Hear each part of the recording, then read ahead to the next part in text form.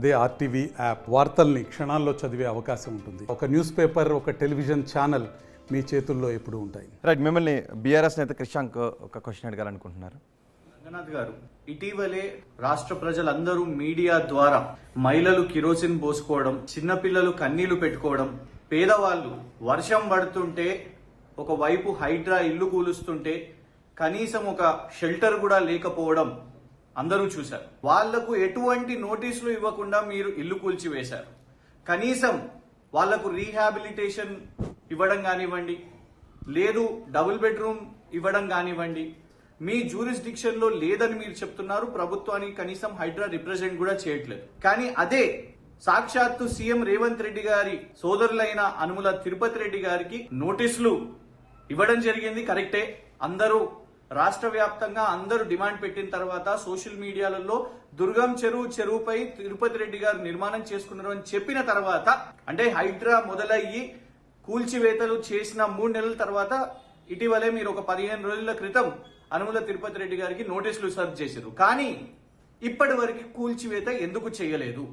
And ఇప్పుడు sudden గా already ఉంటున్న వాళ్ళను, నివసిస్తున్న వాళ్ళను కూల్చివేతలు చేయము అని చెప్తున్నారు. ఇది కేవలం తిరుపతి రెడ్డి, రేవంత్ రెడ్డి గారి బ్రదర్ ని ప్రొటెక్ట్ చేయడానికి మాత్రమేనా? బహుశా మీరు ఇప్పుడు రైజ్ చేసిన ఈ క్వశ్చన్ ఇందాకే రైజ్ చేశారు, దానికి ఆన్సర్ కూడా ఇవ్వడం జరిగింది. సో మళ్ళీ I will even at the cost of repetition, ఎందుకు కూల్చాము అక్కడ అనేది అంటే, కమర్షియల్ యాక్టివిటీని ప్రమోట్ చేస్తూ ఒక వాటర్ ట్యాంకర్ బిజినెస్లో అతను సంబంధించిన వాళ్ళు ఉన్నప్పుడు దాన్ని సెపరేట్గా చూడాలి. వేరే ఒక పేదవాళ్ళు ఉండేటటువంటి మామూలు ఎస్టాబ్లిష్మెంట్స్ లైక్ మీర్పేట దగ్గర, లేకపోతే ఇందాక చెప్పాను ఎన్ కన్వెన్షన్ దగ్గర, ఆ చుట్టుపక్కల ఉన్నటువంటి దాని దగ్గర ఉన్నప్పుడు దాన్ని అంటే నేను ల్యాండ్ గ్రాబ్ చేస్తున్నాను, నేను ల్యాండ్ గ్రాబ్ చేసి నేను అక్కడ ఒక యాక్టివిటీ పెడుతున్నాను, షెడ్లు పెడుతున్నాను, అందరికి షెడ్లు పెట్టి నేను మొత్తం వచ్చినోడు కల్లా షెడ్ నాకు ఇదిగో నెలకి 5,000 ఇవ్వమని అంటాను, ఇచ్చి నేను అక్కడ పెడితే కనుక డెఫినెట్గా అది కూల్చడానికి తప్పకుండా కూల్చాలి. ఎందుకంటే ఎగ్జాక్ట్లీ కమర్షియల్ ఎలిమెంట్ ఉన్న దాంట్లో చేయాలి. అదే సపోజ్ మామూలుగా పేదవాళ్ళు వెళ్ళి ఒక దగ్గర వాళ్ళు ఇల్లు కట్టుకున్నారు, దాన్ని చేయవు. సో దాని వెనకాల ఉన్న ఎజెండా ఏంటి అనేది తీసుకొని, అంటే ఒక దాన్ని చేసే ముందు వెనకాల చాలా హోంవర్క్ జరుగుతుంది. నేను అదిగో చెప్పాను, ఊరినే వెళ్ళి ఒక రోజు వెళ్ళి బుల్డోజర్ వెళ్ళి కూలగొట్టడం కాదు, వెనకాల హోంవర్క్ జరుగుతుంది. ఆ జరిగిన తర్వాత ఇది అంతా కూడా కమర్షియల్ యాక్టివిటీ కోసం దీన్ని వాడుతున్నప్పుడు దీన్ని తప్పకుండా ఇప్పుడు చెక్ చేయకపోతే కనుక ఇట్లా ఒకరిని చూసి ఒకటి తయారవుతుంటాడు. ఒకరిని చూసారు. ఇంకోటి ఇందాక చెప్పారు తిరుపతి రెడ్డి గారికి అసలు మేము నోటీసులు ఇవ్వలేదు, ఇందాక అది కూడా చెప్పాను. అడ్వకేట్ కమిషన్ 11 చెరువులు ఏదైతే ఉన్నాయో యాజ్ పార్ట్ ఆఫ్ దట్ చాలామందికి ఇచ్చారు. సెలెక్టివ్గా పిక్ చేయడం అనేది I don't want get in to politics and those things, దానికి నేను I don't want answer those things. But దాంట్లో క్లియర్గా హైడ్రాకి సంబంధం లేదు అండ్ హైడ్రా ఇవ్వలేదు. అండ్ దాంట్లో స్పష్టంగా అది ఎందుకంటే చాలామంది 11 చెరువుల్లో సంబంధించిన దుర్గం చెరువుతో పాటు ఇంకా చాలా చెరువులు ఉన్నాయి. చాలా చెరువులు ఉన్నప్పుడు ఆ 11 చెరువుల్లో ఒకళ్ళిద్దరిని పికప్ చేసి చేయడం కూడా కరెక్ట్ మాట్లాడటం భావ్యం కాదు. వేల మందికి ఇచ్చారు నోటీసులు ఇచ్చి, బట్ ఆ చెరువులు ఇప్పుడే కాదు, చాలా ఏళ్ళ నుంచి ఆ హ్యాబిటేషన్స్ ఉన్నాయి, 30-40 ఏళ్ళ నుంచి ఉన్నాయి. అవన్నీ హైకోర్టు మానిటర్డ్ దీంట్లో జరుగుతుంది. కాబట్టి దానికోసం రెవెన్యూ యంత్రాంగం ఇచ్చినటువంటి నోటీసులు హైడ్రా కూల్చివేయడానికి ఇచ్చిన నోటీసులు కానే కాదు, అది చాలా స్పష్టంగా చెప్పారు. కానీ ల్యాండ్ గ్రాబర్స్ ఇంత బలంగా వేళ్ళూనికిపోవటానికి, ఇంత విచ్చలవిడిగా ఆక్రమణకు పాల్పడటానికి కారకులు ఎవరిని బాధ్యం చేయాలి? అందరు బాధ్యులండి, దానికి మన అందరం కూడా బాధ్యులమే. So system is responsible for that. ఎందుకంటే land rate is so costly. అంటే ఇప్పుడు ల్యాండ్ అనేది చాలా ఎక్స్పెన్సివ్ కమోడిటీ. ఒక గజము 1,00,000-2 లక్షలు తక్కువ లేకుండా ఉంటుంది కదా. సో మీరు ఒక ఎకరా గనక ఆక్రమిస్తే గనక it will run in to crores. దాదాపు కొన్ని ఇంపార్టెంట్ ఏరియాస్ లైక్ మాదాపూరో, గచ్చిబౌలి అయితే కనుక అది 100 కోట్ల పైన ఉండొచ్చు, 50 కోట్లు 100 కోట్లు ఉండొచ్చు. కుకట్పల్లి లాంటి ప్రాంతంలో అయితే కనుక అది 30-40 కోట్లు 50 కోట్లు ఉండొచ్చు. అంటే money involved is so huge. దానివల్ల దానికి ఎప్పుడైతే కనుక దాని వాల్యూ పెరిగే కొద్దీ వెస్టెడ్ ఇంట్రెస్ట్లు కూడా, సెల్ఫిష్ ఇంట్రెస్ట్లు కూడా చాలా పెరుగుతాయి. పెరిగినప్పుడు దాని చుట్టూ ఇది ఎవరుంటారు? చెప్పాను కదా, ఈ నెక్సెస్ అనేది ఇందాక చెప్పిన ఒక political nexus and bureaucratic nexus and business nexus, ఇవన్నీ కలిపి ఈ అన్హోలీ నెక్సెస్ ఆపరేట్ చేస్తుంటుంది. ఆపరేట్ చేసి ఒకళ్ళని, ఎందుకంటే సిస్టమ్స్ అన్నీ they are taken for a ride. కొంతమంది ఇది అందరు చేస్తున్నారని నేను అన్ను, ఎవరో ఒకళ్ళిద్దరు 2% చేస్తారు, తక్కిన 98% సైలెంట్గా ఉంటారు. ఆ సైలెంట్ మెజారిటీని వీళ్ళు they are taking for a ride అనమాట. సో మనము ఇప్పుడు సైలెంట్గా ఉన్నా కానీ కూడా రేపు ముందు మన పిల్లలే, అంటే మన భావితరాలు రేపు దీని పర్యవసనం అంతా కూడా రేపు మనం చూడాల్సి వస్తుంది. రేపు దీని ఎఫెక్ట్ అంతా కూడా ఒకళ్ళిద్దరూ బాగుంటే సరిపోదు కదా, సమాజం అంతా బాగుండాలి, సొసైటీ అంతా బాగుండాలి. అందరూ సమాజం బాగుండి వీళ్ళు రేపు ఏమైనా వాళ్ళు కూడా పెద్ద పెద్ద ఇల్లులు కొనవచ్చు. అక్కడ ఎవడో కబ్జా చేసిన వాడు పెద్ద పెద్ద ఇల్లు వాళ్ళు కూడా రేపు కబ్జాల్లో ఉండొచ్చు, లేకపోతే వాళ్ళు కూడా వాటర్ లాగింగ్లో ఉంటారు, ఇదే ట్రాఫిక్ జామ్లో చిక్కుంటారు. ఇదే పరిస్థితులు వాళ్ళకి వాళ్ళు ఎవరైనా కొనుక్కునేటప్పుడు ఆ జాగ్రత్తలు చూసుకునే కొనుక్కోండి అని కూడా. ఎగ్జాక్ట్లీ అది ఉండాలండి. జయంతి గారు మిమ్మల్ని క్వశ్చన్ అడగాలండి. నమస్తే సార్. నేను యాక్చువల్ ఏంటంటే ముందుగా జీవో 99 ప్రకారం హైడ్రాకి మీకు అధికారిగా నియమించడం మాకు చాలా సంతోషంగా ఉంది సార్. ఇప్పుడు మేము ఏమంటున్నామంటే భావితరాలకు మీరు ఎలాగైతే చెప్తున్నారో 56 చెరువులు కబ్జాకు గురైన ముఖ్యంగా ప్రధాన కారణం అదే. ఇప్పుడు సామాన్యులు ఉంటారు సార్, ఇప్పుడు అమ్మే వాళ్ళకి కొనే వాళ్ళకి తెలియదు ఒక చోట ఒక తక్కువ ధరలో వస్తుంది అంటే వాళ్ళు చూడకుండా కొనేస్తారు. కానీ రిజిస్ట్రేషన్ ఆఫీస్లో అక్కడ తర్వాత ఇలాంటి సమస్యలు వస్తాయని చెప్పి అక్కడ అధికారులు వాళ్ళని ఎక్స్ప్లెయిన్ చేయలేదు. ఎందుకంటే అమ్మే వాళ్ళకి అమ్మడం మాత్రమే తెలుసు, కొన్న తర్వాత వాళ్ళకేం తెలీదు, ₹1 మిగులుతుందన్న ఆలోచన మాత్రమే ఉంటుంది తప్ప రిజిస్ట్రేషన్ ఆఫీస్ వెళ్ళినప్పుడు అక్కడ ఫ్యూచర్లో ఇలాంటి ప్రాబ్లం ఉంటుందని చెప్పి అక్కడ అధికారులకి తెలుసు కదా సార్. అధికారుల పాత్ర కూడా దీంట్లో ఉంది కదా, అధికారులు చెప్పాల్సిన అవసరం ఉంది కదా. చాలా అంటే దీంట్లో రిజిస్ట్రేషన్ కాకపోతే నోటరీ చేసుకొని కొనేవాళ్ళు కూడా ఉన్నారు. మీరు అది కూడా సార్, నేను దానికి తెలుసు. ఏమంటున్నానంటే పబ్లిక్కి తెలియదు అనేది ఇందాక చెప్తున్నాను. ఇది ignorance of law is no excuse. మీరు చేయాల్సిన డ్యూ డిలిజెన్స్ అంటే అక్కడ ఇన్ని ఇండికేషన్స్ ఉన్నాయి. మీకు ఇందాక ఇది డిండిగల్లో చెప్పాను, ఇండికేషన్స్ కేసులు పెట్టారు, ఆ పంచాయత్ సెక్రటరీ తప్పుగా అతని మీద కేసులు పెట్టారు, డెవలపర్ మీద కేసులు పెట్టారు, ఆ 2 విల్లాస్ కూలగొట్టారు 2 ఏళ్ల క్రితం, హైకోర్టులో నలిగింది. ఇన్ని ఇండికేషన్స్ ఉన్న తర్వాత మళ్ళీ ఎలా కొంటాం? మళ్ళీ కొన్ని మీరు రిజిస్ట్రేషన్ దగ్గర ఆపమంటే కానీ నోటరీ చేసుకుంటున్నారు. అంటే తక్కువ రేటుకు వచ్చిందనో, లేకపోతే ఏది ఈజీగా మనకి కాస్త ₹4 ఇక్కడ తక్కువ అవుతుందనో, ఇట్లా ఎవరికి వాళ్ళ ఆలోచనలతోటి ఉండొచ్చు, లేదా కొంతమంది జెన్యూన్గా మోసపోయి ఉండొచ్చు. నేను కాదన్ను. ఆ డ్యూ డెలిజెన్స్ అనేది you have to do it. దానికి కూడా రేపు ప్రభుత్వాలు మీరు అన్నట్టు దీనికి ప్రభుత్వం కూడా చాలా సీరియస్గా ఆలోచన చేస్తుంది. FTL ఆల్రెడీ నోటిఫై అయింది, మొత్తం ఇది ఉంది. దాన్ని ఇంకా యూజర్ ఫ్రెండ్లీ భాషలో ఒక గూగుల్ అర్త్లో చూడంగానే మేము కూడా ఒక తయారు చేస్తున్నాం. అంటే సెంటర్ ఫర్ గుడ్ గవర్నెన్స్ వాళ్ళు మాకు వర్క్ చేస్తున్నారు హైడ్రాకి చేస్తూ. రేపు ఏంటంటే నేను నించొని నేను బఫర్లో ఉన్నానా లేకపోతే ఏది నేను FTLలో ఉన్నానా అనే తెలుసుకునేటటువంటి పద్ధతిలో మా అప్లికేషన్ కూడా ఒకటి తయారు చేస్తున్నాం. సో అంటే యూజర్కి కాస్త ఇదంతా ఈ ట్రాన్సిషన్ ఫేజ్ అంటే పాత ఇన్నాళ్ళు ఒక సిస్టమ్, దానికి గత చాలా సంవత్సరాలు ఒక సిస్టమ్ జరుగుతుంది. ఇప్పుడు కొత్త సిస్టమ్కి వెళ్తున్నాం. ఈ ట్రాన్సిషన్ ఫేజ్లో కొంత హేజినెస్ ఉంటుంది, కొంత అంటే క్లారిటీ లేని. సినిమాలకు వెళ్ళాం అనుకోండి, సినిమాలకు వెళ్ళంగానే చీకటిగా ఎంటర్ అవ్వగానే కాసేపు కనపడదు. ఎందుకంటే మన ఐస్లో రాడ్స్ అండ్ కోడ్స్ ఉంటాయి, అడ్జస్ట్ అవ్వడానికి కొంత టైం పడతాయి అన్నమాట. అంటే అడ్జస్ట్మెంట్ టైం ఒక 1 minute 2 minutes ఉంటుంది. ఎట్లనే ఇన్నాళ్ళు జరిగినటువంటి దానికి ఇప్పుడు ఈ ట్రాన్సిషన్ ఫేజ్లో కొంత టైం పడుతుంది. కొంత ఈ ట్రాన్సిషన్ అంటే it will take few months. Maybe ఇవన్నీ కూడా ఏంటంటే ఈ టైంలో కొంత ఈ సెటరేట్ అయ్యే క్రమంలో అంటే ఒక 2 months పట్టవచ్చు, 4 నెలలు పట్టవచ్చు, 6 నెలలు పట్టవచ్చు. ఇవన్నీ సిస్టమ్స్ అన్నీ ఒకసారి వచ్చిన తర్వాత you will see a better system రేపు తర్వాత అనమాట. ఎవడైనా కానీ చెరువు దగ్గర FTL అంటే అమ్మో వద్దు అని అంటారు, లేదా అధికారులు కనుక ఇష్టానురీతంగా చెరువు దగ్గర పర్మిషన్ ఇవ్వాలంటే వద్దు అనుకుంటారు. అంటే ఇవన్నీ కూడా రేపు మెల్లిగా ఈ ట్రాన్సిషన్ ఫేజ్లో జరిగేటటువంటి దీనిగానే చూడాలి తప్ప కానీ మనము ఇప్పుడు జరిగే దాన్నే ఎప్పుడు ఉంటుందని అనుకోవడానికి మేము అలా అనుకోవట్లేదు సార్. యాక్చువల్లీ ఎందుకంటే మేము హైడ్రాని స్వాగతిస్తున్నాం. కాకపోతే సామాన్యులకి హైడ్రా అనే దాని మీద పూర్తి అవగాహన లేదు సార్. వాళ్ళకి ఏంటంటే గత ప్రభుత్వం ఉన్నప్పుడు మా ఇల్లు కూల్చలేకపోయినారు, ఈ ప్రభుత్వం వచ్చినా కూల్చుతుందనే తప్ప భావితరాలకి మన పిల్లల భవిష్యత్తు ఎలా ఉంటుంది? ఇప్పుడు చిన్నపాటి వర్షం వస్తేనే ఇళ్ళల్లోకి నీళ్ళు వచ్చేస్తున్నాయి సార్. అంటే ఆ ప్లేస్లో గతంలో ఎప్పుడో ఒకసారి చెరువులు ఉన్నాయన్న విషయము వాళ్ళకి తెలియాలా. ఎందుకంటే ఓపెన్ ప్లేస్ ఒక్కటే చూస్తున్నారు తప్ప అక్కడ చెరువు ఉందా లేకపోతే ఓపెన్ ప్లేస్ అన్న ఎవరికి తెలియట్లేదు. మేమేం అడుగుతున్నామంటే ఇప్పుడు సామాన్యులు ఉంటారు సార్, వాళ్ళు సపోజ్ చేసి ఇల్లు కట్టుకుంటారు. మిమ్మల్ని మేము తప్పు పట్టట్లేదు, ప్రభుత్వం తప్పు పట్టట్లేదు. వాళ్ళకి ఏంటంటే కొంచెం సమయం ఇవ్వాలా. వాళ్ళకి ఎక్కడన్నా మనం ఒక పెళ్లి చేసేటప్పుడు ఎన్ని ఎంక్వైరీస్ చేస్తాము, అవునా కదా? చాలా మనం అబ్బాయి గురించి ఏంటనేది, అమ్మాయి గురించి అనేది రకరకాలుగా మనం ఎంక్వైరీస్ చేస్తాం. ఒక ఇల్లు మనం కష్టపడి మనం వెచ్చించి సొమ్ముని మనం గనక పెట్టి చేస్తున్నప్పుడు ఎంక్వైరీస్ చేయాలా లేదా? సపోజ్ ఒక దగ్గరికి వెళ్ళి కొంటున్నప్పుడు ఆ చుట్టుపక్కల ఉన్నవాళ్ళు ఇక్కడ వర్షాకాలం అయితే కనుక నీళ్లు నిలుస్తాయి పూర్తిగా ఉంటాయంటే పర్వాలేదులే అని అనుకొని తీసుకునే వాళ్ళు ఉండొచ్చు. తక్కువ ₹4 తక్కువ వస్తుంది కదా, ఇది పర్వాలేదులే, 4 రోజులే కదా ఈ ప్రాబ్లం అనుకునేవాడు కూడా ఉండొచ్చు. అంటే తెలియక అనేది అనడానికి లేదు. ఇప్పుడు నేను చెప్పాను కదా ఎగ్జాంపుల్ మీకు, కొన్ని చోట్ల వాళ్ళు ఆల్రెడీ ఇన్ని ఫీలర్స్ ఉన్నా కానీ కూడా పర్వాలేదులే అని ఓవర్లుక్ చేసేవాళ్ళు ఉంటారు. ఎందుకంటే ₹4 తక్కువకి వస్తుంది కదా పర్వాలేదు అనుకుంటాడు. అవతల అమ్మేవాడు కూడా ఎట్లాంటి వాడు ఉంటాడు, ఇట్లాంటి ఇండికేషన్స్ ఏమైనా ఉన్నాయి, అది అమ్ముడు పోయినప్పుడు ఇంకో ఏది ₹1,00,000 అమ్మేదాన్ని 70,000 80,000 అమ్ముతాడు. అమ్మినప్పుడు కొనేవాడు అరే కొంత ఆశతోటి అనమాట, ఏముందిలో ఈ 4 ప్రాబ్లమ్స్ మనం ఓవర్కమ్ అవ్వచ్చు. సిస్టమ్ ఇన్నాళ్ళు ఇలా నడిచింది కదా, నడిపించుకొని ఏదో మేనేజ్ చేసుకొని బయటకు వద్దాం, బయటకు వచ్చి ఏదో విధంగా చేద్దామని అనుకునేటటువంటి ఒక ఆశతోటి కూడా వెళ్ళేవాళ్ళు ఉంటారు. ఇవన్నీ జరిగినాయి. ఇక మీద ఇవన్నిటికీ స్వస్తి పలుకుతూనే ప్రభుత్వం తీసుకున్నటువంటి ఒక ఏదంటే ఒక మంచి ఉద్దేశంతో హైడ్రా అనేది తీసుకురావడంతో ఈ కరెక్షన్స్ కొంత జరగడానికి ఈ ఫేజ్ అంటే ఈ ట్రాన్స్ఫర్మేషన్ ఫేజ్ అనేది కొన్ని రోజుల పాటే. ఒక రియల్ ఎస్టేట్ కొంత తగ్గినా లేకపోతే పబ్లిక్కి కొంత కన్ఫ్యూజన్ ఉన్నా ఇవన్నీ అనేది కొన్ని నెలల పాటే. తర్వాత things are going to be much bright. Quality of life అనేది నిజమైన క్వాలిటీ అంటే మనకు రోడ్లు లేకపోతే ఏది మంచి బిల్డింగ్లు ఇవన్నీ అనేది క్వాలిటీ ఆఫ్ లైఫ్ నేను కాదన్ను. దానికన్నా ముందు మనం అన్నీ చేసుకుంటూ విల్లాలు మనం చూసాం ఎక్కడో ఏది మోకిలా దగ్గర వాళ్ళు 5 కోట్లు 10 కోట్లు పెట్టుకొని వాళ్ళంతా నీళ్ళల్లో ఉన్నారు. క్వాలిటీ ఆఫ్ లైఫ్ అదంతా మరి క్వాలిటీ ఆఫ్ లైఫ్ కింద వస్తుందా? కాదు కదా. సో అన్నిటినీ మనం చేయాలి, అన్నిటినీ మనం అడ్రస్ చేస్తే నిజంగా quality of life sustainable development అనేది that is what is required for మన సొసైటీ కన్నా. రంగనాథ్ గారు అదే సమయంలో కత్వ చెరువు దగ్గర తొలుత ఇరిగేషన్ శాఖ అధికారులు వచ్చినప్పుడు 8 చెరువులే బఫర్ జోన్లో ఉన్నాయని చెప్పారన్నారు. తర్వాత 8కి ఇంకో 20 యాడ్ చేశారన్నారు. ఇప్పుడు 13 కూల్ చేశారు అని వాళ్ళు చెప్తున్నారు. సో అధికారుల దగ్గర కన్ఫ్యూజన్ ఎందుకు ఉందంటారు? దానికి అసలు యాక్చువల్గా చెప్పాలంటే ఏ విల్లాకి కూడా పర్మిషన్ లేదు. అన్నీ కూడా నిన్న నాకు ఎవరో ఒక ఐఏఎస్ ఆఫీసర్ ఆయన who has handle this subject చెప్తున్నారు. ఇదంతా నేను ఉన్నప్పుడు కూడా టేకప్ చేశాను సార్, దీనికి ఎవరికి పర్మిషన్ లేదు విల్లాస్ అన్నిటికి కూడా, ఇది చాలా నలిగిందని చెప్పి. సో మేము యాక్చువల్గా 13-14 లిమిట్ చేసాము. బట్ ఎందుకంటే సిన్స్ బికాస్ FTL దీంట్లోకి వస్తుంది.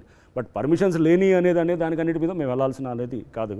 మేము ఎన్లీ FTLలోకి వచ్చిన వాటి వరకు అండర్ కన్స్ట్రక్షన్ దాంట్లో కొంతమంది మాట్లాడారు, వచ్చి ఏది సామాను బయటికి తీసుకొచ్చారు, తెచ్చిన తర్వాత మేము మా అధికారులకు హెచ్చరించామన్నమాట, లేదు ఫ్యామిలీ ఆల్రెడీ దిగుంటే కనుక లేదు, రేపు అతన్ని తీయాలంటే కనుక డిఫరెంట్ పద్ధతులు ఉంటాయి. రేపు అది ఏది చేసేది అతనికి ఏది బాగా టైం ఇచ్చి అతని ఫ్యామిలీ వేరే చూసుకోవడానికి ఇదంతా కూడా జరిగే పద్ధతి చాలా ఉంటుంది. బట్ ఏదైతే అన్ఆక్యుపైడ్ ఉన్నటువంటి ప్రెమిసెస్ ఉన్నాయో అయ్యే డిమాలిష్ చేసాం తప్ప. కానీ సేమ్ ఎగ్జాంపుల్ బొమ్మరుకు ద్వారా మేము చేసాం ఇది శాస్త్రీపురం లేఅవుట్లో ఏదైతే కన్స్ట్రక్షన్ అవుతున్న బిల్డింగ్స్ శాస్త్రీపురం రాజేంద్ర NPA దగ్గర నేషనల్ పోలీస్ అకాడమీ కన్స్ట్రక్షన్ అవుతున్న బిల్డింగ్స్ను కూలగొట్టాం. పక్కనే ఆక్యుపై చేసిన బిల్డింగ్ పక్కనే ఉంది, దాన్ని టచ్ కూడా చేయలేదు. రంగనాథ్ గారు చేయలేదంటే కూడా ఇదే అనమాట కారణం. ఓకే, వాళ్ళ ఇంట్లో ఉంటున్నారు కాబట్టి ఫస్ట్ ఉన్నారు.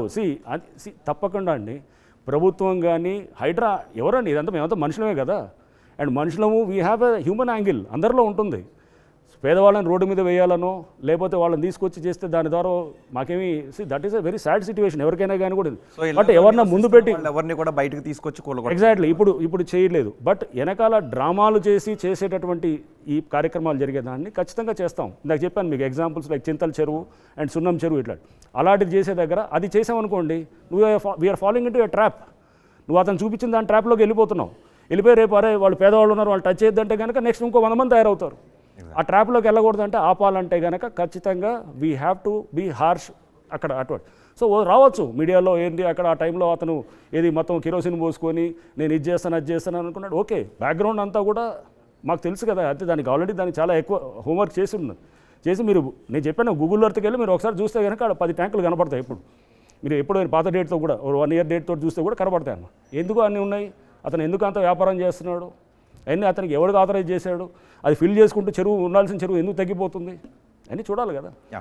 రంగనాథ్ గారు ఎవరైతే ఉంటున్నారో డ్వెల్లింగ్ హౌజుల్ని కూలగొట్టట్లేదు అంటున్నారు, కానీ కొన్ని అపార్ట్మెంట్లు లేదంటే కొన్ని విల్లాలు వాళ్ళు డౌన్ పేమెంట్ చేసి లేదంటే లోన్కి వెళ్ళి ఉంటారు, త్వరలో ఆ ఇంట్లోకి నేను గృహప్రవేశం చేస్తున్నాను అనుకుంటూ అలాంటి సమయంలో వాటిని కూల్చేయడం ద్వారా వాళ్ళ భవిష్యత్ కళలన్నీ వెళ్ళిపోతుంటుండే. సో అలాంటి సమయంలో పర్మిషన్ ఇచ్చిన అధికారులకు కానీ లేదా బిల్డర్కి వేరే చోట ఎక్కడైనా ఆస్తులుంటే వాటిని అటాచ్ చేసి వీళ్ళకి ఇప్పించడానికి ఏమన్నా అవకాశం ఉంటుందా? అది ఇది కూడా మేము త్వరలో బ్యాంకర్స్తో కూడా మీటింగ్ పెడుతున్నామండి. నిన్న క్రెడై వాళ్ళు కూడా they have floated this suggestion బ్యాంకర్స్తో. ఇప్పుడు ఇక్కడ మీకు ఎగ్జాంపుల్ డిండిగల్లో కూడా అదే చూడండి, ఆ పర్మిషన్స్ అన్నీ అనాథరైజ్ పర్మిషన్స్ ఎవరు పంచాయత్ సెక్రటరీ ఇచ్చిన దానికి, but still bankers have given permission. మేము అడుగుతాం, రేపు క్వశ్చన్ చేస్తాం, మీరు ఎందుకు ఇస్తున్నారు అసలు అది పర్మిషన్, అతను మీరు లీగల్ వెట్టింగ్ ఏం జరిగింది అక్కడ, అతను ఆథరైజ్డ్ అసలు ఇవ్వాల్సిందని నువ్వు ఎలా లోన్ ఇవ్వగలిగావు, ఇచ్చి మీరు పబ్లిక్ని మీరు చేశారు. సో అంటే ఆ డ్యూ డెలిజెన్స్ అనేది చేయాలి. చేయకపోతే కనుక రేపు వాళ్ళందరూ అన్ని పార్టీస్ ఎఫెక్ట్ అవుతారు. బ్యాంక్ ఫండ్స్ ఉంటుంది, అతను ఏదైతే లోన్ కట్టాల్సిన వాడు లోన్ కడతాడు, అధికారులు కొట్లాడుతూనే ఉన్నారు. దాంట్లో యాక్చువల్గా డిండిగల్ ఇస్ మల్లంపేట చెరువు దగ్గర జరిగినటువంటి ఇట్స్ వెరీ క్లాసిక్ కేస్. ఇన్ని కేసులు పెడుతూ వచ్చారు. మీరు ఇప్పుడు జస్ట్ మీరు యూట్యూబ్లో కూడా చెక్ చేస్తే కూడా దొరుకుతాయి అన్నమాట, మీకు అన్ని ఆ లింక్లన్నీ వస్తాయి. ఆ పాత అన్నీ కూడా చెక్ చేస్తే కేసులు పెట్టింది ఆ పంచాయత్ సెక్రటరీ మీద పెట్టింది, లేకపోతే ఆ బిల్డర్ మీద పెట్టింది, 2 విల్లాలు కూల్చడానికి వీళ్ళు కూల్చారు, అన్నీ జరిగినాయి. అయినా కానీ కూడా ఇట్లాంటి అన్నింటిలో కూడా మీరు చేయాల్సిన కొన్ని ఒకరి విల్లా తక్కువకు వస్తుందనో లేదా మీరు సరైన ఎంక్వైరీ చేయకుండా మీరు సరైన ప్రాపర్ ఇది చేయకుండా పోతే ఒక పెళ్లి చేసుకుంటామండి, సరైన ఎంక్వైరీ చేసుకోకుండా రేపు అక్కడ వెళ్ళిన తర్వాత అర్థమైద్దా ఆ పిల్లవాడో లేకపోతే ఎవరో అబ్బాయి ఏదో అతనికి అన్ని రకరకాల ప్రాబ్లమ్స్ ఉన్నాయని. ప్రాబ్లం ఎవరిది అంటారు? నీ ఎంక్వైరీ సరిగ్గా చేయలేదు, అంతేగాని ఎవరినో వాళ్ళని బ్లేమ్ చేస్తే ఎలా? So same thing, you have to make the due diligence అని అంటున్నాం అనమాట. రైట్. ఈటీఎల్ రాజేందర్ మిమ్మల్ని క్వశ్చన్ అడగాలనుకుంటున్నారు. దమ్ముంటే హైదరాబాద్లో ఎన్ని చెరువులు ప్రభుత్వమే మొత్తం పూర్తి చేసి, బతుకమ్మ కుంట ఎవరు పూర్తి చేసిండ్రు? ప్రభుత్వం పూర్తి చేసింది. ఇలా కరీంనగర్లో ఒక 4 చెరువులు ఉండే, ప్రభుత్వం పూర్తి చేసింది. ప్రభుత్వం పూర్తి చేసిన చెరువులన్నీ ఇవాళ ప్రభుత్వమే ఈ FTL జాగాలలో పర్మిషన్ ఇచ్చి నేను శ్వేతపత్రం విడుదల చేయాలి, దానికి ఒక పద్ధతి పెట్టాలి తప్ప రాత్రి పోయి దొంగల్లాగా మిషన్లు పెట్టి కూలగొట్టే, సామాన్యులే కూలగొట్టే పద్ధతి మంచిగా. కూలగొట్టు, నువ్వు పెద్దలే కూలగొడుతున్నావు, సంతోషం. ఇంకా పెద్ద పెద్దలు అనేక మంది ఉన్నారు, కూలగొట్టు, సంతోషం. కానీ సామాన్యులు మాత్రం ఇట్లాంటి ఇబ్బంది పెడితే మంచిది కాదు. ఇవాళ దీని మీద భారతీయ జనతా పార్టీ ఇప్పటికే చెప్పింది. ఇవాళ ప్రతిదానికి ఓ సిస్టమ్ ఉంటుంది, ఓ చట్టం ఉంటుంది. చట్టాన్ని పక్కకు పెట్టి, సిస్టాన్ని పక్కకు పెట్టి, తాత జాగీర్ లాగా ఇవాళ హీరో అన్నట్టుగా, ఇది పార్టీ ఇప్పుడే పుట్టినట్టుగా, ధర్మం కోసమే ఉన్నట్టుగా, అక్రమాలన్నీ కూడా ఆపుతున్నట్టుగా ఇవాళ పోజు పెట్టే పద్ధతి మాత్రం మంచిగా లేదని చెప్పి. రైట్ అండి. సో వారు అడిగింది రాత్రిపూట మేమేం చేయట్లేదు, అన్ని పగలపూటే చేస్తున్నాం. So first number 1. నెంబర్ 2 వచ్చేసి మీకు ఎగ్జాంపుల్ చెప్తున్నాను, అన్ని సఫిషియెంట్ ఇండికేషన్స్, సఫిషియెంట్ ఫీలర్స్ ఉండి సడన్గా వెళ్ళి ఆల్ ఆఫ్ ఏ సడన్ వెళ్ళి ఏమీ లేదని కాదు. ఏదైతే బిల్డింగ్ సున్నం చెరువులో మేము డిమాలిష్ చేశామో ఫర్ ఇన్స్టెన్స్, దానికి గతంలో హైకోర్టులో నడిచింది, రివొకేషన్ కూడా చేశారు, ఏది పర్మిషన్స్ కూడా రివోక్ చేసి వాళ్ళు అడుగుతున్నారు ఏది ఇన్స్పెక్షన్ ఏది దాన్ని మళ్ళీ చేయమని చెప్పి. బట్ ఎక్కడ కోర్టు నుంచి ఎటువంటి డైరెక్షన్స్ లేవు. అంటే ఈ ప్రాసెస్ అంతా గతంలో జరిగింది. మేము చేస్తుంది జస్ట్ గ్రౌండ్లో అన్నీ చేసింది. బొమ్రుక్ దావలా స్పీకింగ్ ఆర్డర్ రాసి మొత్తం ఉంది, పేపర్ రెడీగా ఉంది. రామ్నగర్ రామ్నగర్లో నాలాలో బిల్డింగ్ కూలగొట్టాం, దాంట్లో కూడా స్పీకింగ్ ఆర్డర్ రాసి క్లియర్గా ఉంది. అంటే అన్నీ ఉన్నదాన్ని ఫైనల్గా ఏంటంటే ఎవడో పెళ్లికి గంట కట్టేవాడు కావాలి కదా, somebody has to bell the cat. So ఇప్పుడు that is being done by HYDRAA with the support of the government. So already జరిగిన ప్రాసెస్ని కింద అమలు చేస్తున్నాం, అంతేగాని కొత్తగా తీసుకుని ఏదో సడన్గా వెళ్ళి ఏదంటే అది తీసుకొని చేయడం కాదు. ఆల్రెడీ జరిగిన వాటిని అన్నింటినీ లిస్ట్ అవుట్ చేస్తున్నాం, చేస్తూ దీని ఒక ఫ్యూచరిస్టిక్గా కూడా కష్టమో నష్టం ఇప్పుడు కాకపోతే ఇంకా భవిష్యత్తులో ఇప్పుడు చేయడానికి అవకాశం ఉండదు. ఎగ్జాక్ట్లీ. మీరు ఇందాక మీకు చెప్తున్నాను, దాదాపు మనకి నేను మొన్న చూస్తున్నాను, ఒక దగ్గరికి వెళ్తే కుంట మొత్తం మాయమైపోయింది. కుంట అనేది అది 7 ఎకరాల చిల్లర ఉందన్నమాట. అది మాదాపూర్ ఏరియాలో విలేజ్ మ్యాప్లో ఉంది, 1956 విలేజ్ మ్యాప్లో. ఇరిగేషన్ మ్యాప్లో మిస్సింగ్ అనమాట. 7.5 ఎకరాలు మాదాపూర్లో. అంటే ఎంత కాస్ట్లీ ఉంటుంది చూడండి. అక్కడ ఒక బిల్డర్ వచ్చేసి దాన్ని మొత్తం పూర్తి చేసి దాంట్లోకి వచ్చేసి నాలో ఎక్కడి నుంచి వస్తుంది ఆ నాలా, ఆ తమ్మిడి కుంట ఉంది కదా, ఇది మన ఎన్కన్వెన్షన్ వెనకాల ఉన్నటువంటి ఆ చెరువు నుంచి దీంట్లోకి వచ్చే నాలాని డైవర్ట్ చేసి తీసుకెళ్ళి దాన్ని మొత్తం డైవర్ట్ చేసింది చెరువులో. ఇప్పుడు నాలాలు కూడా ఇష్టమైన డైవర్ట్ చేస్తున్నారు. నాలాకి ఒక స్పెషల్ క్యారెక్టరిస్టిక్ ఉంటుందండి. నాలాలు అనేది తిరుగుతాయి, ఇట్స్ కాల్డ్ మియాండ్రింగ్ క్యారెక్టరిస్టిక్ అనమాట. ఆ మియాండ్రింగ్ అనే దాన్ని తీసుకుంటే స్ట్రెయిన్ లీనియర్గా ఇస్తే కనుక దాని వాటర్ ఫ్లోకి డిఫరెంట్. అండ్ రైట్ యాంగిల్స్లో తిప్పుతుంటారు, వచ్చే వాటర్ ఇట్లా సడన్గా ఇట్లా తిరుగుతుంది, మళ్ళీ ఇట్లా తిప్పుతారు. ఇటు తిప్పితే కనుక అట్లా మనం ట్రాఫిక్ మీద రోడ్లు తిప్పినట్టు తిరగదు కదా. దానికి ఒక క్యారెక్టరిస్టిక్ ఉంది. దాంట్లో హైడ్రాలిక్స్ అంటే వాటర్కి ఒక దాంట్లో ఫిజిక్స్ ఒకటి ఉంటుంది ఆ ఫ్లోకి. అవన్నింటినీ మనం గమనించి ఇష్టమైనట్టు కాకుండా దాన్ని కూడా ఒక పద్ధతి క్రమం ఉంటుంది నాలా అనే దానికి. సో అంటే నాలాని డైవర్ట్ చేసేయటం, చెరువులు మూసేసి ఆ చెరువులు కప్పిపెట్టేసి మొత్తం అంటే గ్రావెల్ తోటి మొత్తం దాన్ని ఫిల్ చేసేసి చెరువే లేదని అంటే కనుక వాళ్ళు కంటెస్ట్ చేస్తున్నారు. నేను గూగుల్ ఎర్త్లోకి వెళ్ళి చూసాం, లాస్ట్ 10-15 ఏళ్ళ నుంచి చూస్తే కనుక వాటర్ ఎప్పుడు అక్కడ స్టాగ్నేట్ అవుతుందన్నమాట. అది చూస్తే పెద్ద వాటర్ బాడీ ఉంది. ఇప్పుడు we are digging more into that. పాత మ్యాప్లు తీస్తున్నాం, ఇరిగేషన్ మ్యాప్లో లేదంటే కనుక మనం చాలా మ్యాప్స్లో అన్నిటిపైన 80% ఉపేక్షించమని అంటున్నారు. మనకి చాలా డేటా వస్తుంది. నెంబర్ 1 విలేజ్ మ్యాప్ ఒక సోర్సు, కెడస్ట్రల్ మ్యాప్ ఒక సోర్సు, నెక్స్ట్ మనకి ఇరిగేషన్ మ్యాప్ ఒక సోర్సు, నెక్స్ట్ దీంతో పాటు టోపో షీట్, మన టోపో షీట్స్ ఉంటాయి. సర్వే ఆఫ్ ఇండియా చేసినటువంటి 1970లో చేసిన టోపో షీట్స్ ఉంటాయి, ఆ టోపో షీట్ ఒక సోర్సు. నెక్స్ట్ ఇది కాకుండా గూగుల్ ఎర్త్ ఒక సోర్సు, ఎన్ఆర్ఎస్సి చేసినటువంటి వాళ్ళు ఏరియల్ సర్వే చేసినటువంటి వాళ్ళు ఎలివేషన్స్ని డిసైడ్ చేసినటువంటిది ఒక source, NRSC survey satellite images ఒక source. We take multiple sources. ఏదో పైన ఏదో చేసి ఇది కూల్చేస్తారు, ఏదో హీరోయిక్గా చేసేది ఏముండదు. చాలా బాధ్యతతో ఒక బాధ్యత ఇచ్చినప్పుడు 1-2 సార్లు రేపు ఎక్కడ కూడా చిన్న రిమార్క్ రాకూడదు అనేటటువంటి చేసే పద్ధతిలో హైడ్రా అనేది పనిచేస్తుంది. అంతేగాని జస్ట్ ఏదో పైన ఏదో చేసి చేయడానికి అనేది కాదు. ఒక కార్యాచరణ అనేది ఇచ్చారు మాకు ప్రభుత్వం నుంచి, ముఖ్యమంత్రి గారి నుంచి. ఆ కార్యాచరణకు అనుగుణంగా ప్లాన్ ఆఫ్ యాక్షన్ ప్రకారం మేము వర్క్ చేస్తాం. వంశీకృష్ణ మిమ్మల్ని క్వశ్చన్ అడగాలనుకుంటున్నారు. Sir, నా question is regarding asset protection. Asset protection is one of your wing, where it has been said you are going to protect government land parcels. So మీరు నిన్న ఒక కేసులో చెప్పడం జరిగింది, ఆల్రెడీ లేఅవుట్స్లో పార్క్స్ కింద డివైడ్ చేసినవి ఇప్పుడు వేరే పర్పస్కి యూజ్ చేస్తుంటే you are going to take that. So my question is that only the land which is already there in the hands of government, or మీరు వేరియస్ పర్పసెస్కి అలొకేట్ చేసి ఆ పర్పస్ సాల్వ్ అవ్వనప్పుడు ఎందుకు పర్పస్ సాల్వ్ అవ్వలేదు అని enquiry చేసి దాన్ని మళ్ళీ వెనక్కి గవర్నమెంట్కి తీసుకునే ఒక ఉద్దేశం ఉందా? ఉంటే అది మీరు తీసుకురాబోయే యాక్ట్లో దాన్ని పొందుపరచబడుతుందా? Just to add it, example is there is a loophole with respect to lands allocated to trust. They are not utilizing them for the purpose of trust. కొన్ని సంవత్సరాల తర్వాత ఆథర్ ఎవరైతే ఉన్నారో ఆయన చనిపోయిన తర్వాత purpose of the trust dissolve అయిపోతుంది. Trustees are selling them as if. మనం చూసిన Ayyappa society is a best example. And there are more trusts are in that manner. మీరు ఇప్పుడు ఆ యాక్ట్లో అంటే endowment has to take care, but this loophole is there in that act. Which are you trying to resolve this issue in your act is what my question is. All and sundry అన్ని land issues అన్నిటికీ కూడా HYDRAA will not look into that. దానికి చాలా స్పష్టంగా ఉన్నాయి. మాకు ఇచ్చిన mandate scope is చాలా క్లియర్. గవర్నమెంట్ అసెట్స్ అంటే ప్రభుత్వ అసెట్స్ ఏముంటాయి? చెరువులు అంటే పబ్లిక్ అసెట్స్, చెరువులు, నాలాస్ అంటే వాటర్ బాడీస్, నాలాస్, పార్క్స్ ఉంటాయి. నెక్స్ట్ ఇది గవర్నమెంట్ ల్యాండ్స్ ఉన్నాయి. నెక్స్ట్ పబ్లిక్ స్పేసెస్ అంటే లైక్ ఏమన్నా ఓపెన్ స్పేసెస్ ఇన్ లేఅవుట్స్ అనమాట, అవి ఉంటాయి. లైక్ సపోజ్ ఒక లేఅవుట్ ఉంటుంది, లేఅవుట్ కోసం ఒక జిమ్ కోసమో లేకపోతే ఒక ఆఫీస్ కోసం ఒకటి కేటాయిస్తారు. దాన్ని ఎవడో అసోసియేషన్ వాళ్ళు అమ్మేసుకుంటుంటారు. దాన్ని కాపాడటం కూడా మా బాధ్యత అనమాట. సో అంటే ఒక రోడ్డు ఉంటుంది, లేఅవుట్లో ఒక రోడ్డు ఉంటే దాన్ని ఆక్రమించుకొని ఎవడో కలుపుకొని కడతాడు. We'll have to demolish that. ఎందుకంటే అది లేఅవుట్లో రోడ్డు అని చూపించిన తర్వాత దాన్ని చేసి.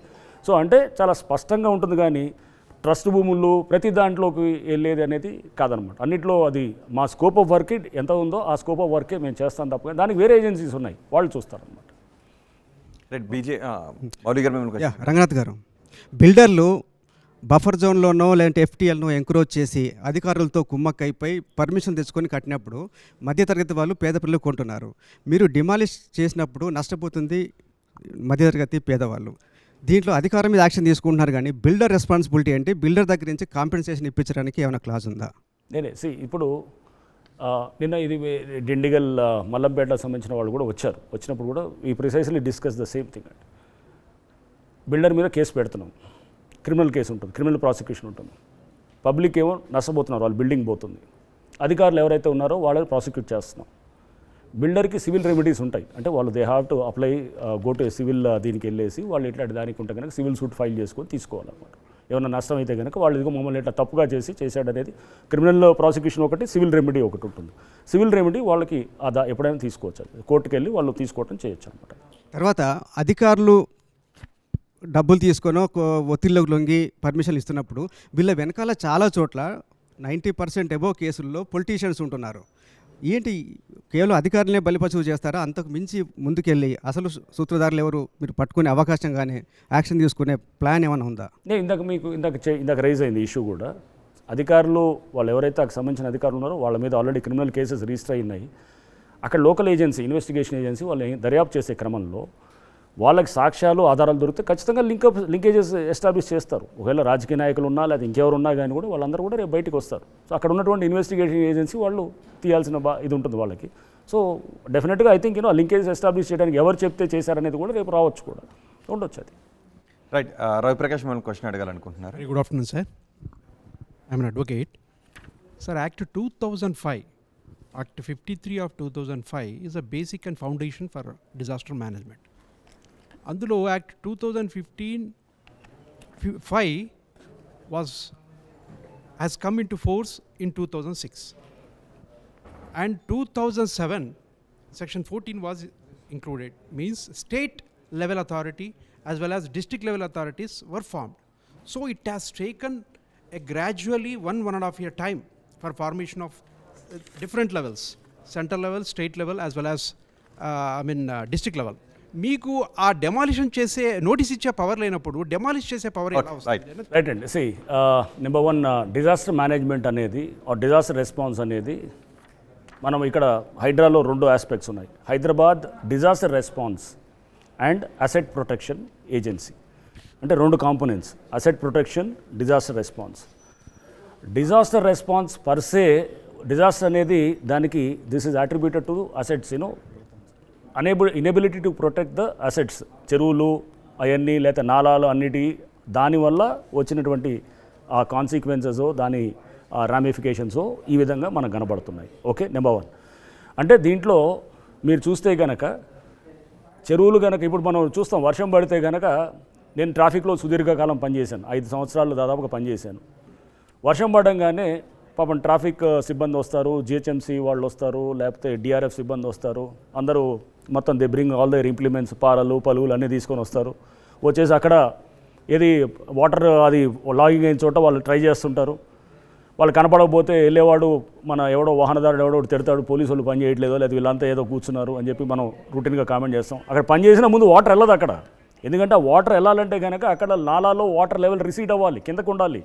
వాటర్ అక్కడ దానికన్నా ఎత్తుందనుకోండి, Malakpet RUB railway under bridge ఉంది, ఆ పక్కన నాలాలో వాటర్ ఎక్కువ వెళ్తుంది అనుకోండి, ఆ పక్కనున్న ఇది ఆర్యూబీ దగ్గర వచ్చిన వాటర్ స్టాగ్నేట్ అయింది, వెళ్ళదనమాట, గంటసేపు పడుతుంది వెళ్ళడానికి.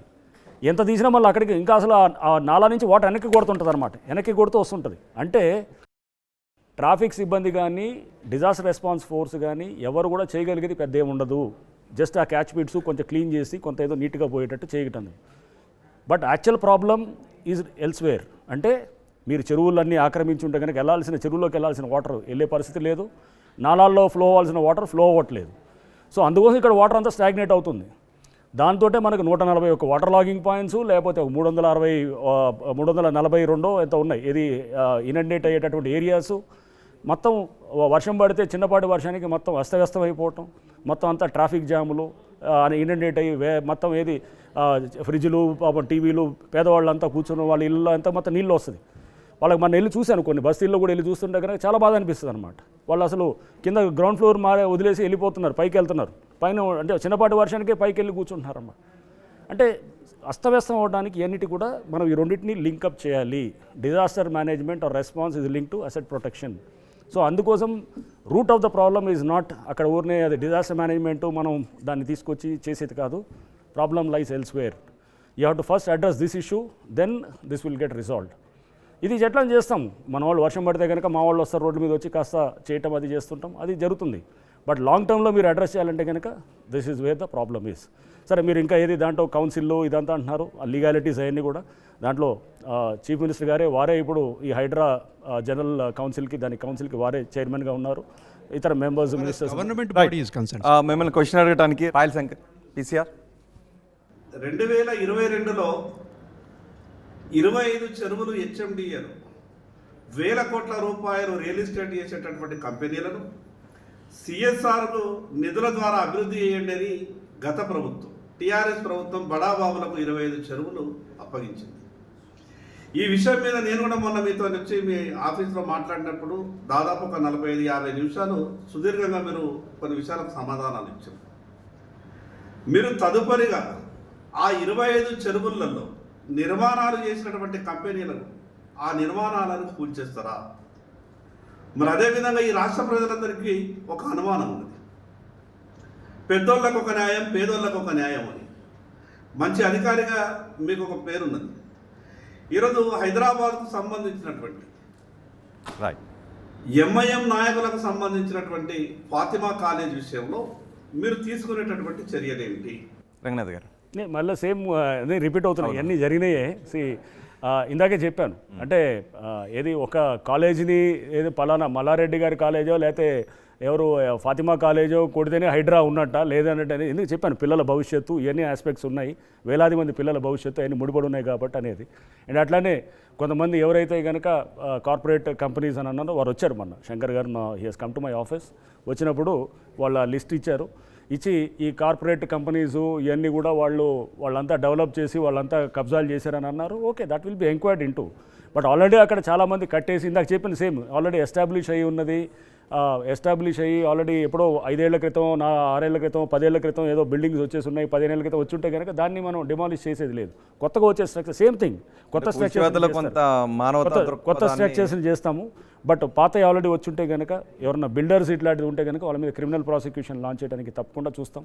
ఎగ్జిస్టింగ్ స్ట్రక్చర్స్ ఎవరైనా వస్తుంటే కనుక దాన్ని ఖచ్చితంగా చెరువుల్లోకి కొత్త ఎవరైనా పెద్ద బిల్డర్స్ తెచ్చినా కానీ కూడా రానివ్వకుండా మా వైపు నుంచి మేము అన్ని చర్యలు చేస్తాం. ఓకే, ఫైనల్గా ఎంపీ కొండ విశ్వేశ్వరరెడ్డి కూడా ఒకటి అడగాలనుకున్నారు మిమ్మల్ని. ఈసీఆర్ మీద ఉత్త బిల్డర్సే కదా, వాళ్ళు కూడా నిందితులే కదా. ఈ 3 పర్మిషన్ ఇచ్చిన వాళ్ళు వాళ్ళ మీద యాక్షన్ తీసుకోవాలి. హైడ్రా చాలా మంచిది, ఇది ఇట్లనే కొనసాగుతుండాలి, కానీ 3 లోపాలను కరెక్ట్ చేసుకోవాలి. అదే కాక ఇంకొక ఇది గుడి భూములకు కూడా చేయాలి, గవర్నమెంట్ భూములకు కూడా చేయాలి, ఇవన్నీ కూడా ఎక్స్టెండ్ చేయాలని నా కోరిక. అది కూడా చేస్తుండొచ్చు, కానీ ఆ తర్వాత చేయని. ఇప్పుడైతే FTL ఉన్నాయి, బఫర్స్ ఉన్నాయి, కూలగొట్టండి. సేమ్ ఇవన్నీ అంటే మళ్ళీ సేమ్ ఇది అంటే వారు చెప్పినది FTLలో ఉన్నదాన్ని చేస్తున్నాం. ఫస్ట్ FTLని సెక్యూర్ చేస్తున్నాం, చేసి ముందు FTL ఏరియాలో చేస్తాం. అండ్ మరి ఇంకా వేరే పాయింట్స్ మరి నాకు అంటే అది కట్ అయింది. మరి బహుశా ఏది చెరువుని పునరుద్ధరించాలని అన్నారు, అది కూడా మా హై అన్నారు అజెండా. ఊరిని కూలగొట్టడమే కాదు, చేయటం అనేది చేస్తున్నాము. సో అంటే ప్రతిదీ కూడా వీళ్ళందరూ కూడా they are giving lot of constructive suggestions.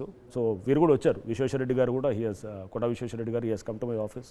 So he was also quite supportive and మాకు వచ్చి వారు సజెషన్స్ కూడా మాకు ఇవ్వడం జరిగింది. Will take all these suggestions అండి. అండ్ ఇది ఎందుకంటే ఒక ప్రొఫెషనల్గా తీసుకెళ్లాల్సిన ఆర్గనైజేషన్ అండ్ ప్రభుత్వం, ముఖ్యమంత్రి గారు ఫస్ట్ ఆఫ్ ఇట్స్ కైండ్ ఇది కంట్రీలో ఇట్లాంటి ఇన్స్టిట్యూషన్ ఫ్లోట్ చేయటం అనేది. దీన్ని ఇప్పుడు అందరూ కూడా చాలా రాష్ట్రాల నుంచి ఈవెన్ విదేశాల నుంచి కూడా దీని మీద ఆసక్తిగా గమనిస్తున్నారు. దీనికి ఈ ఇన్స్టిట్యూషన్ యొక్క ఎట్లా ఇది అంటే దీని ప్రోగ్రెస్ ఎలా ఉంటుంది, ఎలా పనితీరు ఉంటుంది అనేదాన్ని. సో లాట్ ఆఫ్ అప్రిసియేషన్స్ ఉంటాయి. కొంత వస్తుంటుంది ఈ రకరకాల సోషల్ మీడియాలో వచ్చేటటువంటి దానికి కానీ లేకపోతే ఇతర కొంత ఎవరి అలైన్మెంట్ వాళ్ళతో మాట్లాడుతుంటారు. అవన్నిటి కూడా నేను I don't want to get in to all those things. So ఎవరి లైనప్ వాళ్ళు తీసుకొని మాట్లాడే దాంట్లో వర్క్ షుడ్ స్పీక్, మనం చేసే పని మాట్లాడాలి, అది టైం ఓన్లీ విల్ టెల్. అందుకోసం ఎప్పటికప్పుడు మా ప్రోగ్రెస్ రిపోర్ట్ కూడా ఇస్తున్నాం, ఎప్పటికప్పుడు ఏమి చేశాము, ఎవరికి సంబంధించినవి అని చెప్తున్నాం.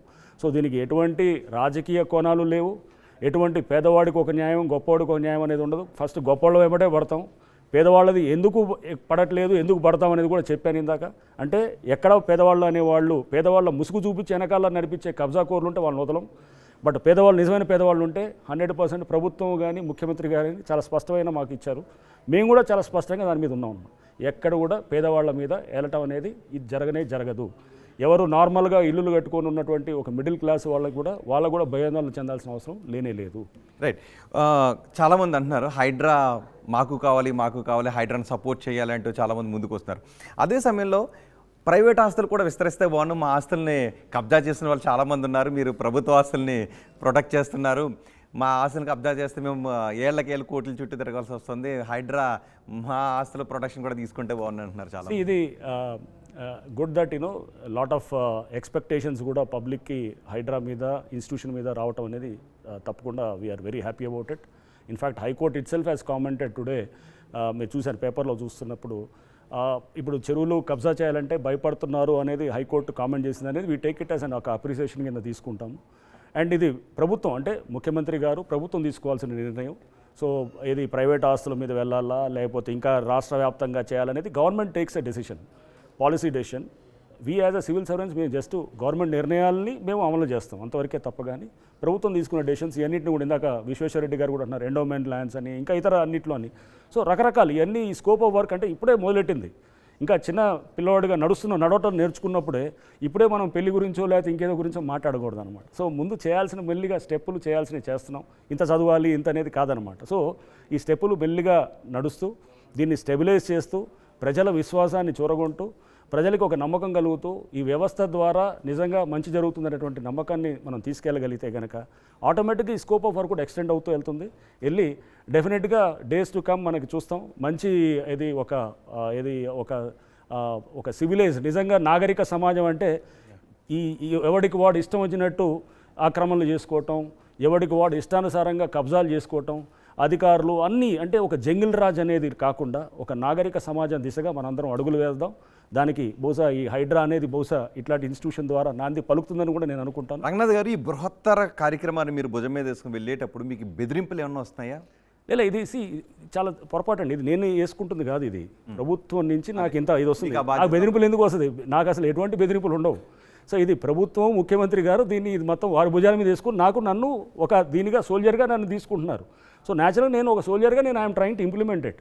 సో నాకు ప్రభుత్వం నుంచి ఇంత మద్దతు ఇంత సహకారం వచ్చినప్పుడు నాకు అన్నీ కావాల్సినటువంటి అన్నీ ఏది ఉన్నప్పుడు నాకు స్ట్రెస్ ఉండదు, లేకపోతే బెదిరింపులు ఉండవు, ఏముండవు. ఇవన్నీ బయట రకరకాలుగా మాట్లాడే ఉంటాయి కానీ I don't want to comment on everything. But ఇదంతా కాదు, ఇదంతా వెన్ గవర్నమెంట్ ఇంటెంటే ఇది ఉన్నప్పుడు ఇక నాకు తెలిసి మాకు ఎటువంటి ఇబ్బంది ఉండదు, ఎటువంటి ఇబ్బంది లేదు, ఎటువంటి స్ట్రెస్ ఫీల్ అవ్వం. బట్ జనరల్గా బయట అనుకున్నట్టు చాలా స్ట్రెస్ఫుల్గా ఉందా ఇది ఉందా అని అంటారు, ఏమీ లేదనమాట. సో ప్రశాంతంగా ఉంటుంది. అండ్ కాకపోతే ఏంటంటే ఈ వర్క్ అనేది ఎక్స్పెక్టేషన్స్ పబ్లిక్ ఇప్పుడు అంటున్నారు, అందరూ కావాలనేది అనుకున్నారు. ముఖ్యమంత్రి గారు కూడా క్లారిఫై చేశారు, జిల్లాకి కూడా మీరు అక్కడ చేయండి, అక్కడ చేయండి, ఎక్కడికక్కడ చేయొచ్చు. హైడ్రా కోసమే దీనికి చేయాల్సిన అవసరం లేదు. అక్కడ లోకల్గా ఉన్న ఆఫీసర్స్ అందరూ కూడా అనుకొని సమన్వయంతో వరంగల్లో లాస్ట్ ఇయర్ నేను వరంగల్ కమిషనర్గా ఉన్నాను, పోలీస్ కమిషనర్. అక్కడ ఉన్నటువంటి అప్పుడు కలెక్టర్స్, మున్సిపల్ కమిషనరు, అక్కడ మేయరు అందరూ కలిసి చేశారు. అప్పుడు మేము కూడా as a commissioner of police I also part. So demolitions చేసాము. అప్పుడు కూడా నాలాగా అడ్డంగా వచ్చేసి మొత్తం వరదలు అంతా వచ్చేసి మొత్తం నగరం అంతా మొత్తం వరదలమైనప్పుడు అందరు కలిసి చేశారు. ఇది అన్ని చోట్ల కూడా చేయొచ్చు, అన్ని చోట్ల హైడ్రాని వెళ్ళాల్సిన అవసరం లేదు. మీరు ఎక్కడికక్కడ లోకల్గా ప్రతి టౌన్లో ప్రతి విలేజ్లో కూడా మీ అందరు కలిసికట్టుగా ఒక దగ్గరికి వస్తే కనుక ప్రతి ఊర్లో కూడా ఒక హైడ్రా చేయొచ్చు, ప్రతి సిటీలో కూడా ఒక హైడ్రా రావచ్చు. రంగనాథ్ గారు, నిజానికి ఇలాంటి పనులు ఐఏఎస్ ఆఫీసర్స్కి అప్పగిస్తుంటారు, కానీ ఐపీఎస్ అని మీకు అప్పగించడానికి కారణం ఏంటి? ఎంతమంది ఐపీఎస్లు ఉండగా కేవలం రంగనాథ్ని మాత్రమే చూస్ చేసుకోవడానికి? నేను దీంట్లో దాని స్పష్టంగా జియో మెన్షన్ చేస్తారండి. ఆల్ ఇండియా సర్వీస్ ఆఫీసర్స్ అంటే it is IAS, IPS, even IFS కూడా వస్తుంది. Okay, Indian forest service, so అది కూడా ఆల్ ఇండియా సర్వీస్ కింద వస్తుంది. So all India service officer of the rank of secretary or inspector general of police అని ఇచ్చారు. So దీంట్లో ఎవరైనా చేయొచ్చు, ఐఏఎస్ వాళ్ళు చేయొచ్చు, ఐపీఎస్ చేయొచ్చు. బట్ దీనికి ఏంటంటే మోర్ ఆఫ్ ఎన్ఫోర్స్మెంట్ రిలేటెడ్, దీంట్లో చాలా ఇప్పుడు అన్నీ కూడా ఎన్ఫోర్స్మెంట్ రిలేటెడ్ ఉన్నాయి కాబట్టి సో దానికి అందుకోసం ముఖ్యమంత్రి గారు దీనికి ఇది ఒక పోలీస్ ఆఫీసర్ కావాలనేది ఎంచుకోవడం జరిగింది. బహుశా నన్ను ఎంచుకోవడానికి కారణం నేను అనుకోవటం, బహుశా వారికి ఏమన్నా వరంగల్లో మేము కొంత అక్కడ we went tough on land grabbers ఆ టైంలో. సో చేసిన దాన్ని బహుశా వాళ్ళకి ఏమైనా ఫీడ్బ్యాక్ ఏమన్నా పాజిటివ్గా నా గురించి ఏమన్నా ఉందేమో నాకు తెలియదు. So that is the reason probably they could have chosen మీ. ఫైనల్గా ప్రసాద్ క్వశ్చన్ సార్, మీరు రామ్నగర్ వెళ్ళారు, అక్కడ నాలాలను పరిశీలించారు, అక్కడ డిమాలిషింగ్స్ కూడా చేశారు, మళ్ళీ ఇప్పుడు అక్కడే మళ్ళీ నిర్మాణాలు కూడా జరుగుతున్నాయి, మరి వారిపై ఎలాంటి చర్యలు తీసుకుంటారు? అంటే మళ్ళీ నాలా మీద చేస్తారు, మళ్ళీ చేస్తే మళ్ళీ డిమాలిష్ అవుతుంది. అంటే దానికి ఎవరు మళ్ళీ పునర్నిర్మాణం చేసి అక్కడ పర్మిషన్స్ లేకుండా అనాథరైజ్ స్ట్రక్చర్ వచ్చింది అనుకోండి, మళ్ళీ with following the procedure we'll demolish. కట్టుకుంటే అతనికి ఆ డబ్బులు అతనికి నష్టం అవుతుంది అంతే. సో ఎవరు మళ్ళీ కట్టితే కనుక ఉపేక్షించేది ఏమి ఉండదు. ఇప్పుడు సిబ్బంది కొరత ఏదైనా ఉందండి? నిధుల కొరత సిబ్బంది లేదండి. వీ గవర్నమెంట్ నుంచి మాకు పూర్తి సపోర్టు, బడ్జెట్ పరంగా చాలా మాకు 200 కోట్ల బడ్జెట్ శాంక్షన్ చేయడం జరిగింది. సో ఫస్ట్ మాకు ఇచ్చిన మన ఈ క్వార్టర్ బడ్జెట్ కూడా మాకు రిలీజ్ చేయడం కూడా జరిగింది. And absolutely there is no ఫైనాన్షియల్గా మాకు పూర్తి సపోర్ట్ ఉంది. ఈ పోస్ట్ పరంగా కూడా కొంత శాంక్షన్ చేయడానికి కూడా జరుగుతుంది. ఈ లోపల ఆల్రెడీ ఈవీడిఎంలో ఉన్నటువంటి, అంటే గతంలో ఈవీడిఎం అనే పోస్ట్ ఉండేది, దాంట్లోనే సిబ్బంది అంతా పనిచేస్తున్నారు. ఇంకా దీన్ని బెటర్గా చేయడానికి, ఇంకా అదనంగా పోస్ట్ క్రియేట్ చేయడానికి కూడా ఆ కసరత్తు కూడా జరుగుతుంది అనమాట. ఈ ఆక్రమణలు అన్నీ తొలగి భవిష్యత్తులో ఎలాంటి హైదరాబాద్ను చూపించాలనుకుంటున్నారు? నేను అదే చెప్పాను, క్వాలిటీ ఆఫ్ లైఫ్ అంటే మనము మనం ఇల్లు కట్టుకున్నాము, దాంట్లోకి వచ్చి వాటర్ వచ్చి సీవేజ్ అంతా డిస్పోజల్ అంతా వచ్చి దాంట్లోకి వస్తే is it a quality of life? కాదు కదా. వాటర్ దొరక్క మనం నీళ్ళు కోసం అని చెప్పి మనం వాటర్ క్రైసిస్ ఉందనుకోండి, అది క్వాలిటీ ఆఫ్ లైఫ్ కాదు కదా. ఆర్ లేకపోతే కనుక మీకు వాటర్ గురించి మీరు పొద్దున్న లేచి వాటర్ గురించి మీరు ఆలోచన చేసి సమ్మర్లో ఎక్కడ నీళ్ళు దొరుకుతాయని చూసేది కాదు కదా. ఇవన్నీ లాంగ్ టర్మ్గా మనం చూసేది క్వాలిటీ ఆఫ్ లైఫ్ అనేది అన్నిటికీ. సస్టైనబుల్ డెవలప్మెంట్ అంటే ఇదే అనమాట. సో మనం ఈ సస్టైనబుల్ డెవలప్మెంట్ దిశగా పోవాలంటే కనుక స్మార్ట్ సిటీ అంటే ఉత్తి బిల్డింగ్లు, రోడ్లు ఇదే కాదు, includes this also. Sustainable development తోటి ఒక నిజమైన సిటీ అనేది మంచి ఈకో సిస్టము, మంచి ఇకలాజికల్ బ్యాలెన్సు, మీ న్యాచురల్ రిసోర్సెస్ అన్నీ కూడా మీరు సేఫ్ గార్డ్ చేస్తూ, అండ్ అన్నిటికన్నా ముఖ్యం సిస్టమ్స్ ఇన్ ప్లేస్.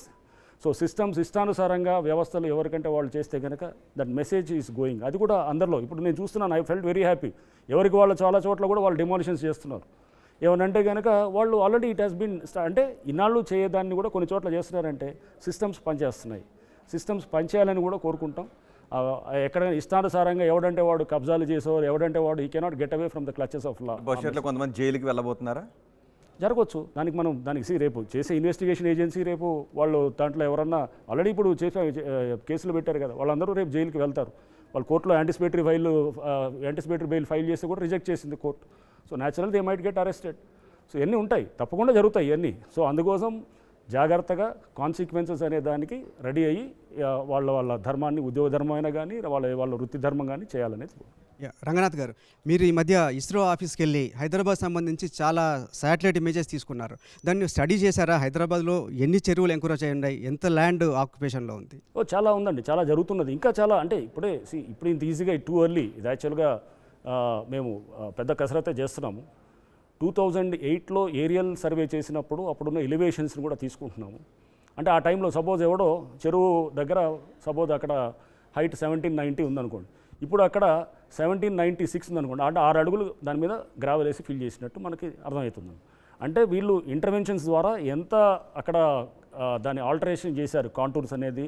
అంటే ఇవన్నీ ఏరియల్ ఎలివేషన్స్ తోటి, ఏరియల్ వ్యూస్ తోటి, మన ఏరియల్ సర్వేస్ తోటి, శాటిలైట్ ఇమేజెస్ తోటి, అండ్ ఇంకా ఇతర ఏజెన్సీస్ తోటి కూడా. అంటే రేపు ఇరిగేషన్లో వాళ్ళకు ఉన్నటువంటి మ్యాప్స్ తోటి, విలేజ్ మ్యాప్స్ తోటి, టెరెస్ట్రియల్ మ్యాప్, ప్లానింగ్ డిపార్ట్మెంట్ వాళ్ళు కూడా వాళ్ళ దగ్గర చాలా ఇన్ఫర్మేషన్ ఉంది.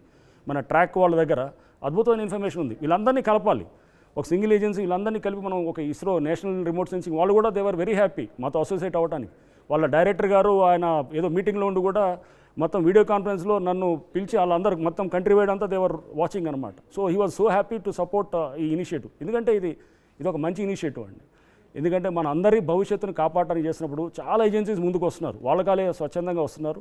నేషనల్ రిమోట్ సెన్సింగ్ ఏజెన్సీ వస్తున్నారు, ఇతర ఇంకా ఇది ట్రాక్ వాళ్ళు కూడా వాళ్ళు ముందుకు వచ్చి వాళ్ళు కూడా వాళ్ళ దగ్గర చాలా ఇన్ఫర్మేషన్ ఉంది. ఇవన్నీ కలిపి వర్క్ చేస్తూ మెల్లిగా మనం చేస్తే కనుక అప్పుడు ఈచ్ చెరువు దగ్గర ఎంత ఎంక్రోచ్మెంట్ అయిందనేది యాక్చువల్ తీసి మళ్ళీ ఫీల్డ్ వెరిఫికేషన్ చేస్తున్నాం చేసి. బట్ కొన్ని చెరువులు ఆల్రెడీ మా దగ్గర డేటా ఉంది. ఇంకా ప్రతి చెరువుకు కూడా ఈ డేటాబేస్ ఉండాలి. అంటే ఒక పోలీస్ స్టేషన్లో క్రిమినల్ కేసుకి ఎలా అయితే ఫైల్ ఉంటుందో ప్రతి చెరువుకి, ప్రతి నాలాకి, ప్రతి స్ట్రెచ్కి కూడా మన దగ్గర. కానీ ఇన్ని వందల చెరువులు ఎంక్రోచ్ అయినప్పుడు వాటి అన్నింటినీ డిమాలిష్ చేసేంత నెట్వర్క్ కానీ మ్యాన్ పవర్ మీ దగ్గర ఉంది? అన్నీ డిమాలిష్ చేయం కదా. అదే నేను అంటే ఎక్కడైతే ఇల్లీగల్ కన్స్ట్రక్షన్స్ ఉన్నాయో ఇల్లీగల్, అదే నేనేది అన్ని చోట్ల డిమాలిష్ చేయం. ఆల్రెడీ ఎప్పుడో జరిగిన దాన్ని అన్నింటిని కూడా తీసుకొచ్చి చెరువునంతా మొత్తం డిమాలిష్ చేసి చేయడం అనేది కాదు. చెరువును ఫస్ట్ ఉన్నదాన్ని ఎంక్రోచ్ కాకుండా కాపాడాలి. ఇది ఇందాక ఆల్రెడీ చెప్పాను, అది 30% 40% ఉందనుకోండి, కాపాడాలి. నెక్స్ట్ మిగతా ఏదైతే అక్కడ కమర్షియల్ యాక్టివిటీ జరిగేదాన్ని ఫస్ట్ వాటిని టార్గెట్ చేస్తాం. డ్వెల్లింగ్స్ ఉన్నాయనుకోండి, అంటే కుటుంబాలు, ఫ్యామిలీస్ ఉన్న వాటిని, దాన్ని కాదు. గవర్నమెంట్ డెసిషన్ తీసుకుంటుంది. గవర్నమెంట్ ఎప్పుడు డెసిషన్ తీసుకుంటుంది? ఆ చెరువునంతా కూడా మొత్తం కావాలంటే ఇప్పుడు మొత్తం 100% చెరువును రివైవ్ చేయాల్సిన అవసరం లేదుగా. 30-40% ఆక్రమణ కాకుండా కాపాడుతున్నట్టే 30% ఆపుతున్నాం. 30-40% మిగతా 10-20% అక్కడ ఏదైనా కమర్షియల్ ఎస్టాబ్లిష్మెంట్స్ చెరువును ఎక్స్టెండ్ చేయడానికి వీలయ్యేటటువంటి ఉంటే కనుక 60% దాకా కాపాడుతున్నాగా. 100% రివైవ్ చేయకపోయినా ముందైతే 50-60% అయితే చేయగలుగుతాంగా. అది చేయడానికి ముందు ఫస్ట్ స్టెప్. నెక్స్ట్ స్టెప్ తర్వాత గవర్నమెంట్ డెసిషన్ బట్టి ఇంకా మొత్తం వెళ్ళాలా అనే దాన్ని బట్టి అప్పుడు ఉంటుంది. బట్ ఫస్ట్ ఏంటంటే మనకు ఉన్నదాన్ని కాపాడుకోవడం, ఇంకొంచెం ఎక్స్టెండ్ చేయడానికి ప్రయత్నం జరుగుతుంది. Thank you very much Ranganath గారు. ఆర్టీవీ స్టూడియోకి వచ్చి సుదీర్ఘ సమయాన్ని వెచ్చించి హైడ్రా గురించి జనాల్లో వివిధ రంగాల్లో ఉన్న అపోహలు, అనుమానాలు అన్నింటినీ కూడా నివృత్తి చేసే ప్రయత్నం చేసినందుకు. ఇవి హైడ్రా కమిషనర్ రంగనాథ్తో ఆర్టీవీ అన్సెన్సర్డ్ విశేషాలు. తాజా సమాచారం కోసం చూస్తూనే ఉండండి ఆర్టీవీ. మరిన్ని వీడియోస్ కోసం ఛానల్ ని సబ్స్క్రైబ్ చేయండి. లేటెస్ట్ అప్డేట్స్ కోసం వాట్సాప్ ఛానల్ ని ఫాలో చేయండి. అండ్ లింక్ డిస్క్రిప్షన్ లో ఉంది.